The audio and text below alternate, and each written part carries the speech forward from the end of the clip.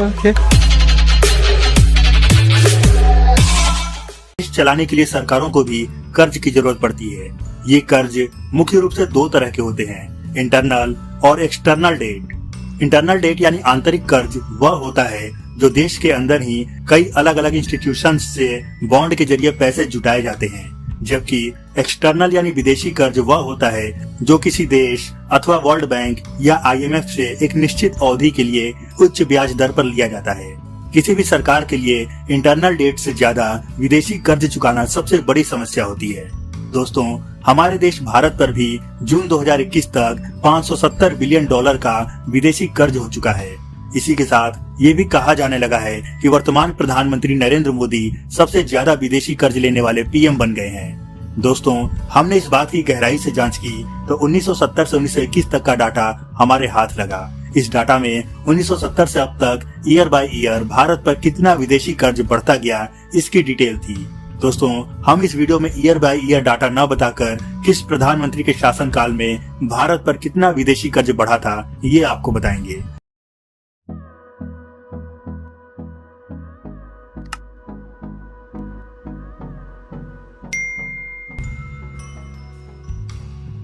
दोस्तों, भारत की तीसरी प्रधानमंत्री इंदिरा गांधी का कार्यकाल 24 जनवरी 1966 से 24 मार्च 1977 तक था। उसके बाद 14 जनवरी 1980 से 31 अक्टूबर 1984 तक उनका आखिरी कार्यकाल रहा। दोस्तों, चूंकि हमारे पास 1970 से डाटा मौजूद है, इसलिए हम आपको यह बताना चाहेंगे कि 31 मार्च 1970 तक भारत पर $8.42 बिलियन का कर्ज था, जो 31 मार्च 1977 तक बढ़कर $15.41 बिलियन हो चुका था।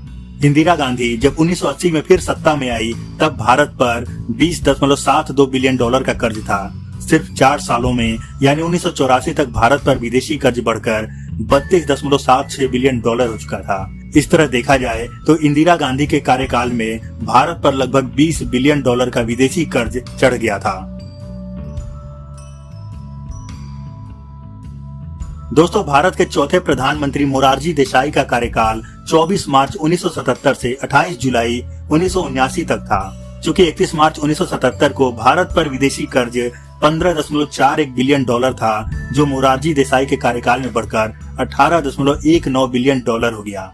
इस तरह श्री देसाई के कार्यकाल में $2.68 बिलियन का कर्ज भारत के ऊपर चढ़ गया था। दोस्तों, भारत के 5वें प्रधानमंत्री चौधरी चरण सिंह का कार्यकाल महज 6 महीने का रहा था।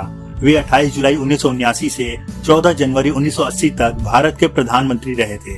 इस दौरान भारत का विदेशी कर्ज $18.19 बिलियन से बढ़कर $20.72 बिलियन हो चुका था। यानी चौधरी चरण सिंह के कार्यकाल में भारत पर $2.53 बिलियन का कर्ज बढ़ गया था। दोस्तों, इंदिरा गांधी की हत्या के बाद राजीव गांधी प्रधानमंत्री बने। वे 31 अक्टूबर 1984 से 2 दिसंबर 1989 तक भारत के प्रधानमंत्री थे। 1984 में भारत पर कुल विदेशी कर्ज $32.76 बिलियन था, लेकिन दिसंबर 1989 तक बढ़कर यह $80.72 बिलियन हो चुका था। यानी राजीव गांधी ने अपने कार्यकाल में लगभग $48 बिलियन का विदेशी कर्ज लिया था। दोस्तों, 2 दिसंबर 1989 से 10 नवंबर 1990 तक भारत के प्रधानमंत्री रहे विश्वनाथ प्रताप सिंह ने अपने कार्यकाल में भारत पर लगभग $3 बिलियन का कर्ज बढ़ा दिया था। जब 2 दिसंबर को VP सिंह का कार्यकाल शुरू हुआ था, तब भारत पर $80.72 बिलियन का विदेशी कर्ज था, लेकिन 10 नवंबर 1990 को जब उन्होंने प्रधानमंत्री पद से रिजाइन किया, तब भारत पर $83.6 बिलियन का कर्ज हो चुका था। दोस्तों, 10 नवंबर 1990 से 21 जून 1991 तक महज 223 दिनों के लिए भारत के प्रधानमंत्री रहे चंद्रशेखर के कार्यकाल में भारत पर विदेशी कर्ज बढ़कर $84.85 बिलियन हो चुका था। यानी चंद्रशेखर के कार्यकाल में लगभग $1.25 बिलियन का कर्ज लिया गया था। दोस्तों, लगातार राजनीतिक अस्थिरता के बाद देश में अगले 5 साल के लिए एक स्थिर सरकार बनी। PV नरसिम्हा राव 21 जून 1991 को भारत के प्रधानमंत्री बने और 16 मई 1996 तक इस पद पर बने रहे। हालांकि नरसिम्हा राव जी ने ही भारत में उदारीकरण की शुरुआत करते हुए FDI को मंजूरी दी थी, जिस कारण भारत में विदेशी कंपनियों का आगमन शुरू हुआ और भारत एक आर्थिक सुधार के रास्ते पर बढ़ चला। लेकिन उन्हीं के शासनकाल में एक शर्मनाक घटना भी हुई थी, जिसने देश की प्रतिष्ठा पर कभी न मिटने वाला एक दाग लगा दिया था। दोस्तों, भारत का विदेशी मुद्रा भंडार उस वक्त बहुत ज्यादा कम हो जाने के कारण तत्कालीन वित्त मंत्री डॉक्टर मनमोहन सिंह के सुझाव पर पीवी नरसिम्हा राव ने 47 टन सोना ब्रिटेन के पास गिरवी रख दिया था। बात करें विदेशी कर्ज की तो पीवी नरसिम्हा राव के सत्ता में आने के वक्त भारत पर 84.85 बिलियन डॉलर का कर्ज था, जो 1996 में बढ़कर 93.97 बिलियन डॉलर हो गया था। इस तरह पीवी नरसिम्हा राव ने अपने कार्यकाल में 9.12 बिलियन डॉलर का कर्ज लिया था। दोस्तों, नरसिम्हा राव जी के बाद अटल बिहारी वाजपेयी जी भारत के प्रधानमंत्री बने, लेकिन उनकी सरकार महज 16 दिनों में ही गिर गई थी। उनके बाद एच.डी. देवेगौड़ा भारत के प्रधानमंत्री बने। वे जून 1996 से 21 अप्रैल 1997 तक भारत के प्रधानमंत्री रहे थे। लगभग 10 महीने के उनके कार्यकाल में भारत का विदेशी कर्ज बढ़कर 94.06 बिलियन डॉलर हो गया। यानी देवेगौड़ा के कार्यकाल में भारत पर महज 36 मिलियन डॉलर यानी 0.36 बिलियन डॉलर का कर्ज बढ़ा था। दोस्तों, एच.डी. देवेगौड़ा के बाद भारत के प्रधानमंत्री बने इंद्र कुमार गुजराल। उनका कार्यकाल 21 अप्रैल 1997 से 19 मार्च 1998 तक था।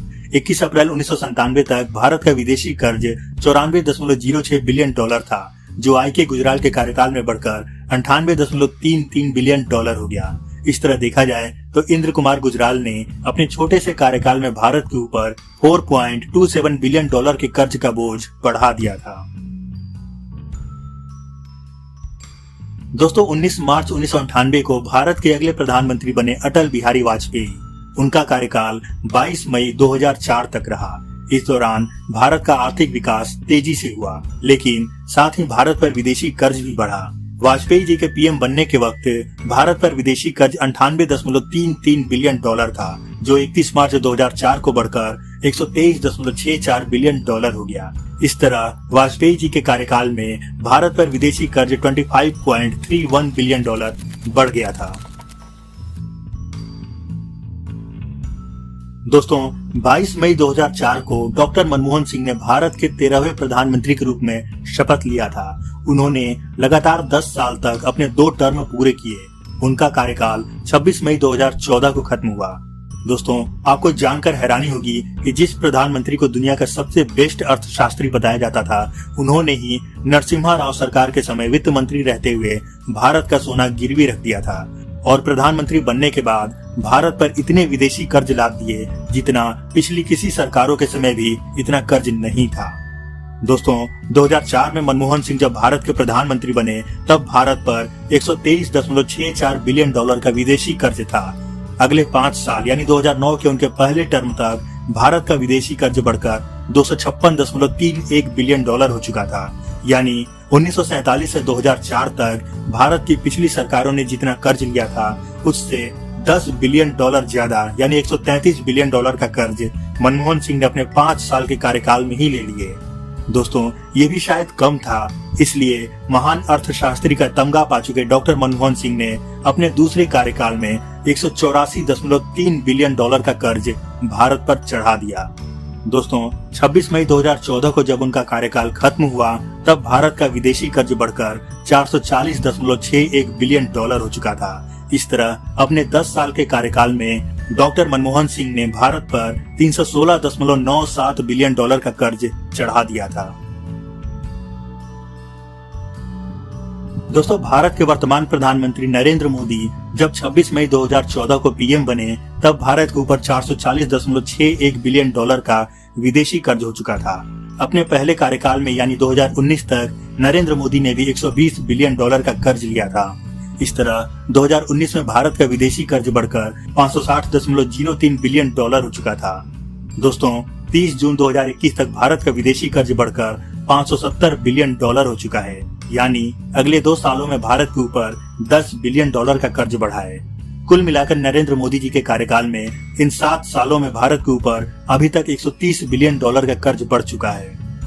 दोस्तों, इस तरह ओवरऑल देखा जाए तो भारत को सबसे ज्यादा कर्ज में डुबोने वाले प्रधानमंत्री नरेंद्र मोदी नहीं बल्कि डॉक्टर मनमोहन सिंह हैं। दोस्तों, इसके अलावा हम आपको ये भी बताना चाहेंगे कि भारत ने 1970 से अभी तक सिर्फ 5 मौकों पर ही जितना विदेशी कर्ज लिया था उससे ज्यादा का भुगतान किया।